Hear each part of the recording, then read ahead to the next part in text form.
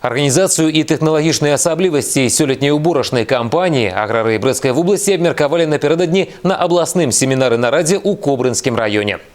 Спякотнае надвор'е і недахоп вільгаці. Сёлетняе жніво Брэшчына пачынае ў няпростых умовах. З 360 тысяч гектараў плошчы зерневых і зернебабовых 13% пацярпела ад прыроднага фактара.